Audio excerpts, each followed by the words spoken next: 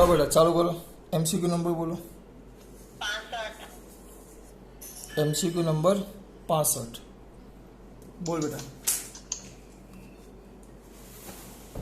MCQ number 65 I plus 3J ગુણ્યા 10 ની minus 2 ઘાત મીટર સ્ક્વેર ક્ષેત્રફળ ધરાવતી એક વર્તુળાકાર તકતીને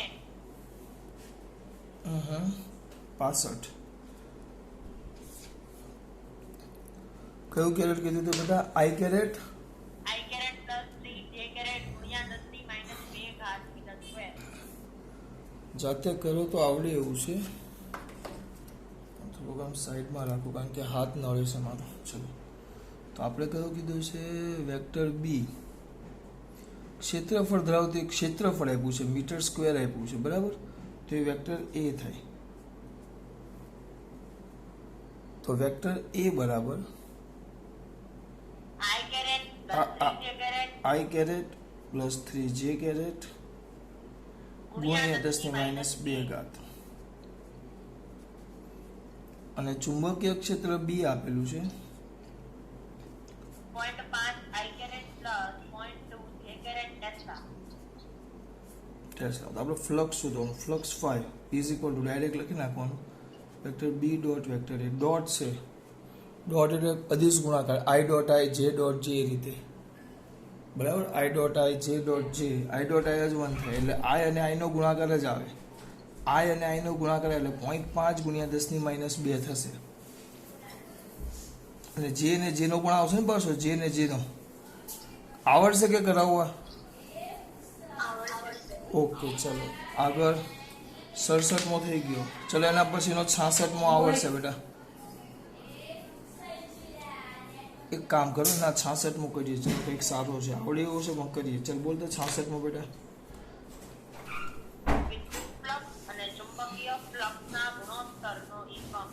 વિદ્યુત ફ્લક્સ અને ચુંબકીય એકમ. વિદ્યુત ફ્લક્સ એટલે 5E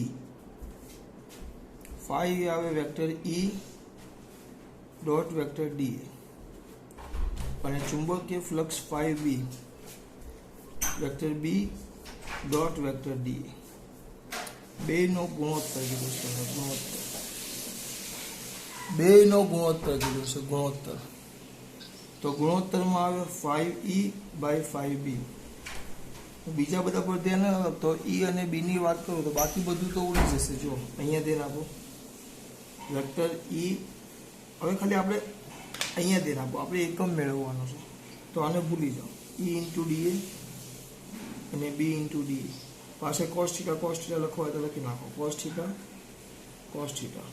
પણ એકમની દ્રષ્ટિએ જોશો તો એક તો cos થીટાનો એકમ આવે ને એટલે આ બેનું કંઈ કામ નથી ને આ બે ઉડી ગયા તો વધ્યું E by B E by B તો C છે પ્રકાશનો વેગ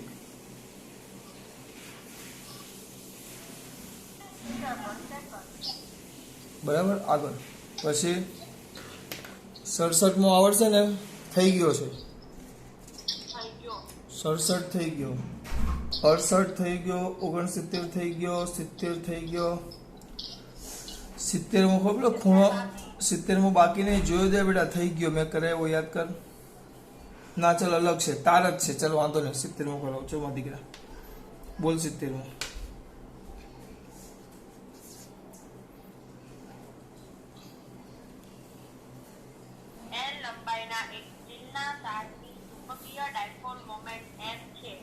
કેટલા લંબાઈના L છે આની લંબાઈ છે L અને બીજું શું કીધું છે 60 ના ખૂણે વાળવાનું છે લંબાઈ L અને ચુંબકીય ડાયપોલ મોમેન્ટ છે M લંબાઈ છે L અને ચુંબકીય ડાયપોલ મોમેન્ટ છે M લંબાઈ છે L અને ચુંબકીય ડાયપોલ મોમેન્ટ છે M તો શું કીધું છે કેવું મધ્યમાંથી વાળી એટલે આમ બનાવવાનું આમ બનાવો કે આમ બનાવો આમ બનાવીએ અને ખૂણો થઈ જાય છે 60 નો તો વિચારો હવે અહીંયા વિચારો એક મિનિટ આ N છે અને આ S છે, બરાબર, N ને S છે. તો મેં વાળ્યો, વિચારો આ N હોય, બરાબર, તો આ S થાય, કારણ કે આને વાળ્યો, પણ અહીંયાથી તો વાળી દીધો, વિચારો ટુકડો થઈ ગયો, તો આ S બને અને N બને. ખૂણો આપ્યો છે તમને 60 નો, બરાબર, પણ અહીંયા તે ના આપણે ચુંબકીય ડાયપોલ મોમેન્ટ ક્યાં હોય? એક હોય S થી N, એટલે એક આમ જાય, આ પહેલાની M1, અને આ બીજું છે S થી N, એટલે જશે આમ. આ બીજા ચુંબકની ચુંબકીય ડાયપોલ મોમેન્ટ M2. આ ખૂણો આપેલો છે 60 નો, એટલે આ બંને વચ્ચેનો, આપણે તો બેના છેડા જોઈન્ટ કરવાના, પૂછડા. તો આ તો ખૂણો થઈ ગયો તમારો 120 નો. તો બસ પછી તો આપણું સૂત્ર હતું M બરાબર વર્ગમૂળમાં M' બરાબર વર્ગમૂળમાં M1 plus M2 plus 2M1 M2 cos θ. M1 plus M2 plus 2M1 M2 cos θ. M1 plus M2 plus 2M1 M2 cos θ. આ તમારું સૂત્ર. બસ હવે હા sorry M1 square plus M2 square plus 2M1 M2 cos θ. બસ કિંમત મૂકી દેવાની. ટુકડો અડધો થાય એટલે તમારી જે આની કેટલી કીધેલી છે ચુંબકીય ડાયપોલ મોમેન્ટ M, તો ચલો વર્ગમૂળમાં લખો. આ M થાય તો આ બે અડધા ટુકડા છે, તો આની થશે M/2, આની પણ M/2, લંબાઈ અડધી થઈ એટલે M/2 તમે પકડો બેટા, તો આ શું થશે M²/4 plus M²/4 plus 2M²/4 જ થાય, કારણ કે M/2 અને cos 120 એટલે -1/2 આવે. તમે વ્યવસ્થિત લખશો બેટા, તો M²/4 plus M²/4 plus 2M²/4 -1/2, બરાબર બેટા. તો 2 ચાલ્યા ગયા, માઇનસ M²/4 એટલે વર્ગમૂળમાં M²/4 વધે, તો ટૂંકમાં M/2. ચલો મારા દીકરાઓ, એ તો આવડે જ મારા દીકરાઓને. 1 ટેસ્લા એમનો જ આવડે, 10⁻⁴ ગાઉસ. ચલો પછી 72.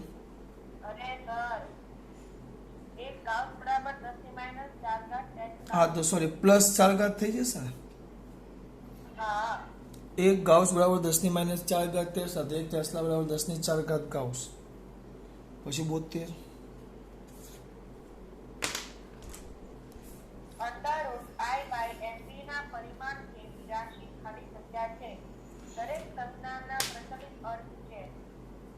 હવે જો અહીંયા તેના ભણી ગયા આપણે, સૂત્ર શું હતું? √I/MB. આપણે આગળ લખતા 2π, પણ આ તો આવર્તકાળ T થઈ ગયો. આ તો તમારો આવર્તકાળ T થઈ ગયો બેટા. આ તો તમારો આવર્તકાળ T થઈ ગયો, બરાબર. તો T થઈ ગયો તો આપણું કામ થઈ ગયું. આવર્તકાળ T છે, 2π √MB. આ 2π ને ભૂલી જાઓ, આનું કંઈ કામ નથી. તો આ જે આવર્તકાળ આવે, તો આવર્તકાળનું પારિમાણિક દ્રષ્ટિએ જુઓ તો આનું પારિમાણિક સૂત્ર ન આવે, એટલે આવર્તકાળમાં આ જ આવે. પણ આ તો કોના જેવું થઈ ગયું? આવર્તકાળ. એટલે એ કમ્પ્લીટ તમારું થઈ ગયો સમય અથવા આવર્તકાળ, એ લોકોએ જે લખેલું હોય સમય. પછી 73. બોલો બેટા.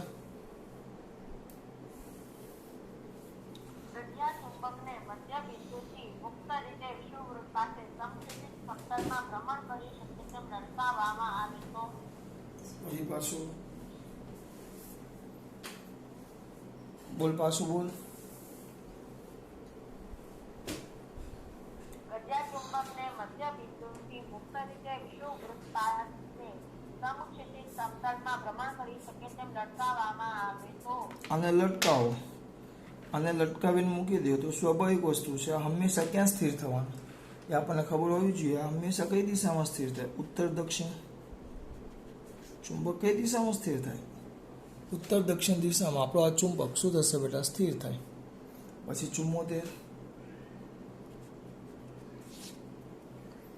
બોલો 74.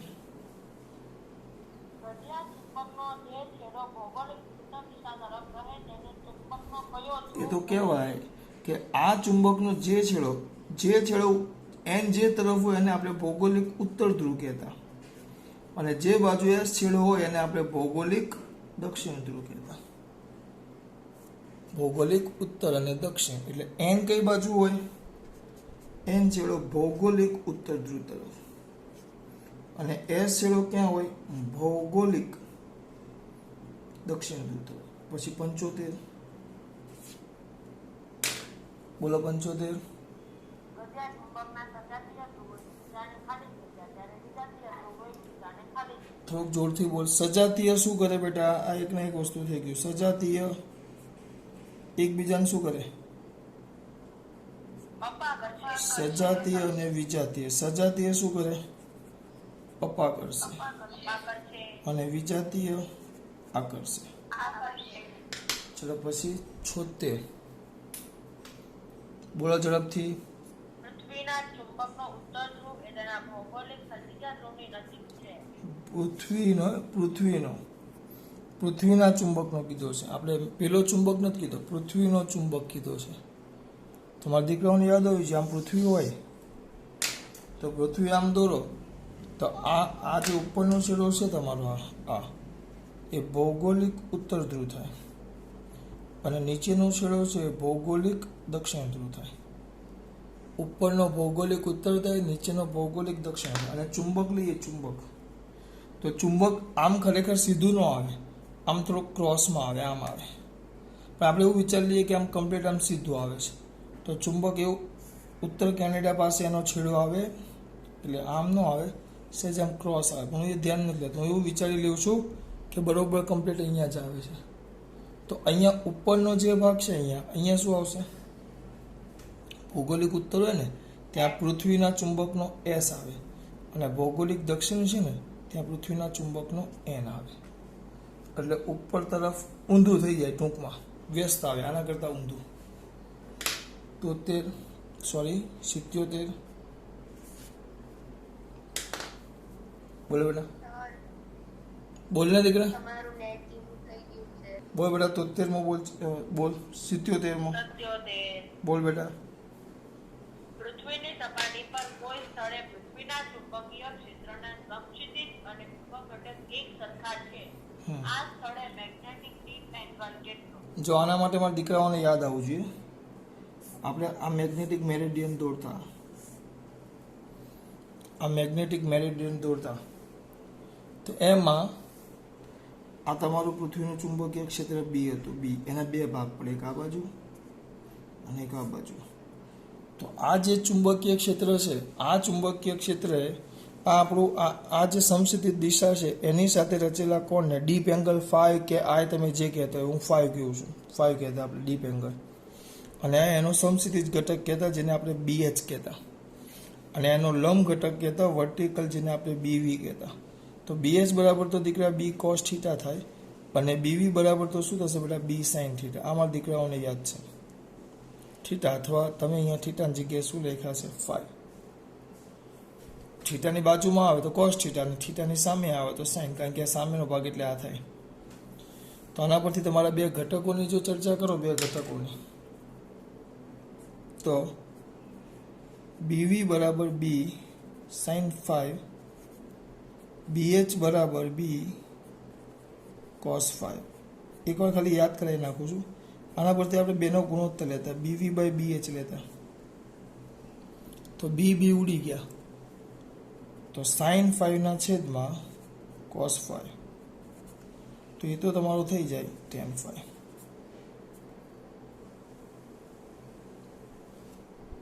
sin 5 ના છેદમાં cos 5, એટલે એ તો તમારું થઈ જાય tan 5. આ સૂત્ર હતું તમારું. sin ના છેદમાં cos, તો એ થઈ ગયો tan 5. આ જ મસ્ત પૈકીનું સૂત્ર હતું તમારું. ચલો મામા દીકરાઓને ખબર પડી ગઈ? પડી બેટા?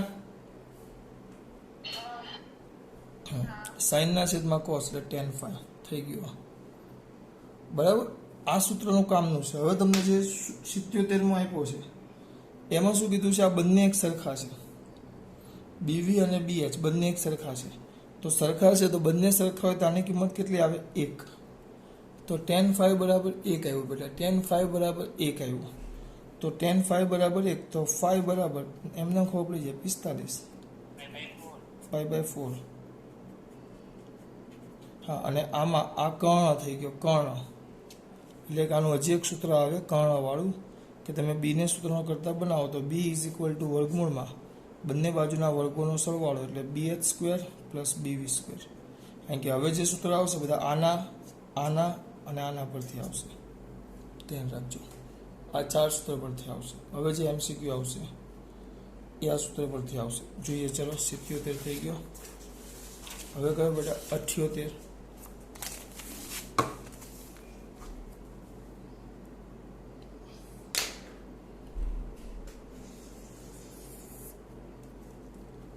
ચલો 78 બોલ બેટા.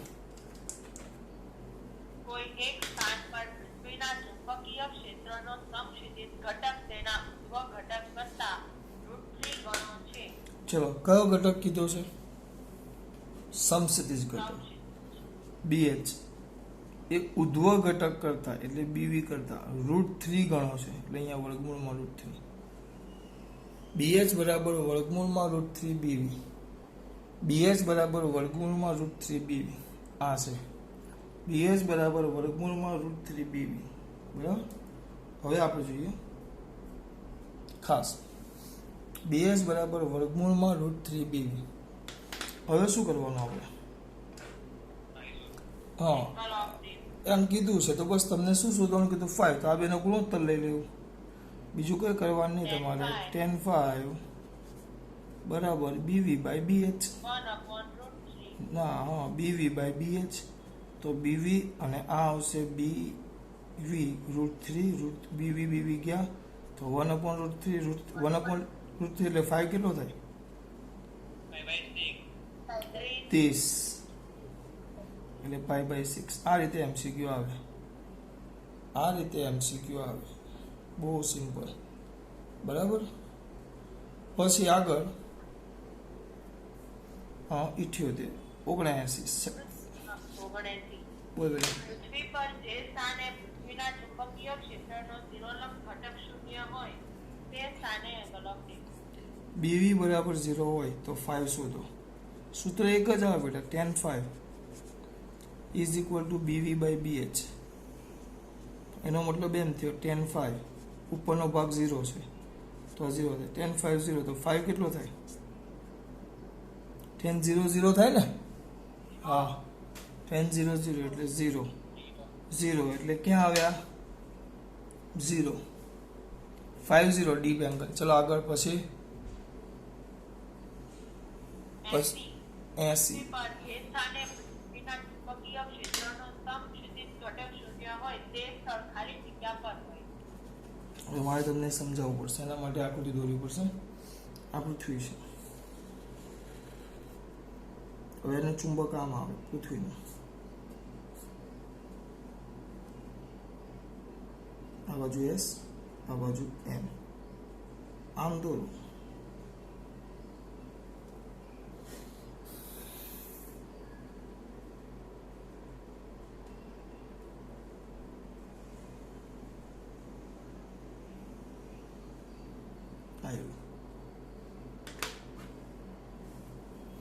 NS.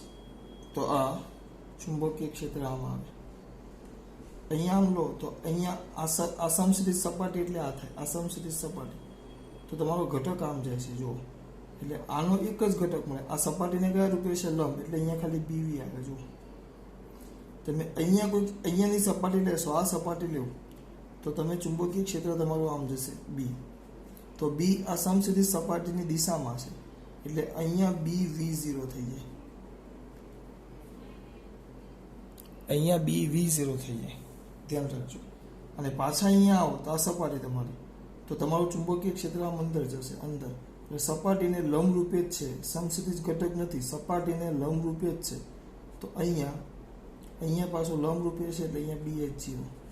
એનો મતલબ તમારા 2-3 MCQ નો જવાબ આપ્યો મેં કે જો તમને એમ પૂછે ધ્રુવો પાસે વાત કરો, ધ્રુવો તો ધ્રુવો પાસે તમને BH0 થાય, સમસ્થિતિજ ઘટક 0 થાય ધ્રુવો પાસે, સોરી હા બરાબર, સમસ્થિતિજ ઘટક 0 થાય ધ્રુવો પાસે, બરાબર.